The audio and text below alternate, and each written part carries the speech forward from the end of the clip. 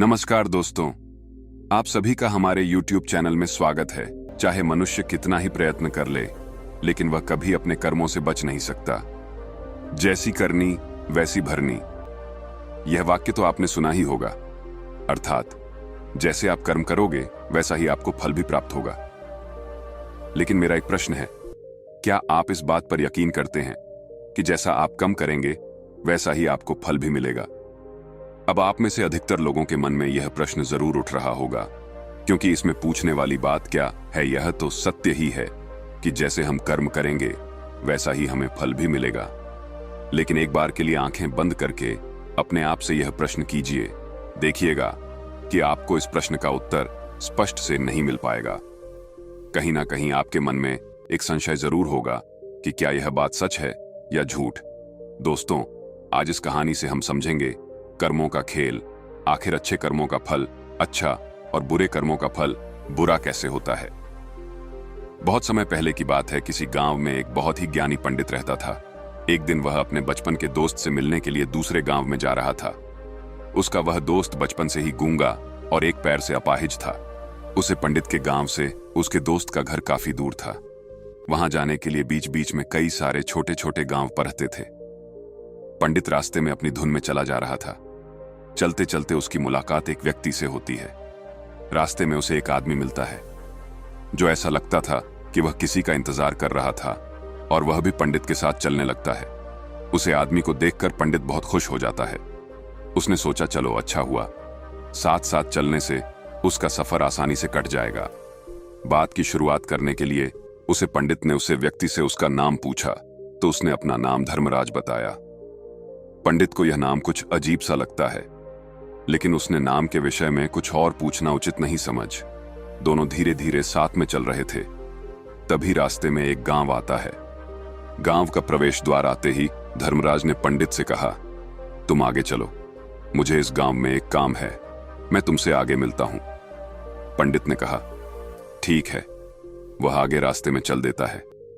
कुछ देर बाद उसे गांव में खबर फैली कि एक व्यक्ति को सांड ने अपने सिंह में फंसाकर मार दिया है।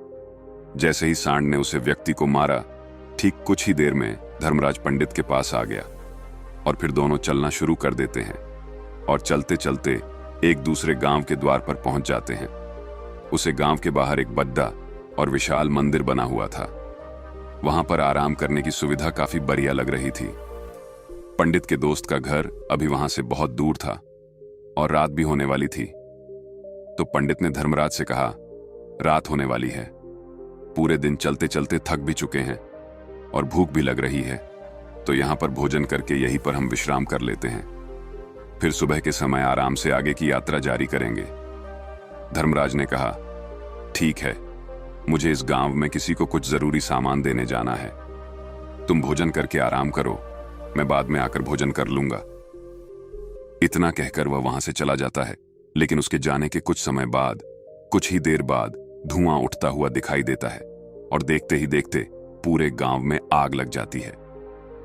पंडित ने हैरानी से सोचा कि यह धर्मराज जहां भी जाता है वहां कोई ना कोई अनहोनी जरूर हो जाती है, कुछ तो गड्ढबद्दा है इस व्यक्ति में। लेकिन पंडित ने रात्रि में धर्मराज से कुछ भी पूछना उचित नहीं समझा और वे दोनों सो गए। सुबह होते ही दोनों फिर से अपनी यात्रा शुरू कर देते हैं। कुछ देर चलने के बाद रास्ते में फिर से एक गांव आता है। धर्मराज ने फिर पंडित से कहा, आप आगे चलिए, मुझे इस गांव में अपने मित्र से मिलने जाना है, मैं अपने दोस्त से मिलने के बाद आगे रास्ते में मिलेगा। यह कहकर धर्मराज वहां से चला गया, लेकिन पंडित इस बार आगे नहीं गया। वहीं खाडेढ़ा होकर धर्मराज को देखता रहा कि वह कहां जा रहा है और क्या करता है। तभी थोड़ी देर बाद लोगों की आवाज सुनाई देने लगी कि एक व्यक्ति को सांप ने काट लिया है और उसकी मृत्यु हो गई है। ठीक उसी समय धर्मराज फिर पंडित के पास पहुंच गया, लेकिन इस बार पंडित से रहा नहीं गया और उसने धर्मराज से पूछ ही लिया कि तुम जिस भी गांव में जाते हो वहां कोई ना कोई अनहोनी जरूर हो जाती है, क्या तुम मुझे बता सकते हो यह ऐसा क्यों हो रहा है?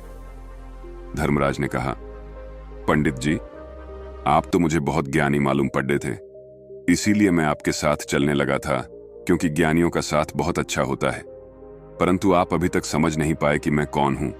पंडित ने कहा, मैं समझ गया हूं, लेकिन मुझे कुछ शंका है अगर आप ही अपना उपयुक्त परिचय दे दें तो मेरे लिए आसानी होगी। तब धर्मराज ने जवाब दिया कि मैं यमदूत हूं और यमराज की आज्ञा से उन लोगों के प्राण हरण करता हूं जिनकी उम्र पूरी हो चुकी है।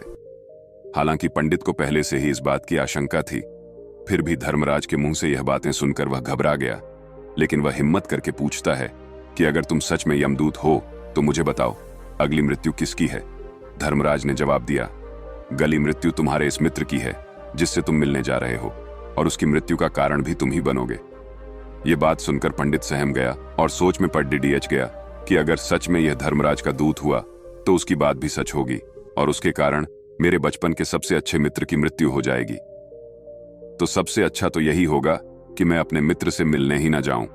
कम से कम मैं उसकी मृत्यु का कारण तो नहीं बनूंगा। धर्मराज ने मुस्कुराते हुए कहा, तुम जो सोच रहे हो वह सब मुझे पता है, मगर तुम्हारे अपने मित्र से मिलने न जाने से नियति नहीं बदल जाएगी। तुम्हारे मित्र की मृत्यु तो निश्चित है,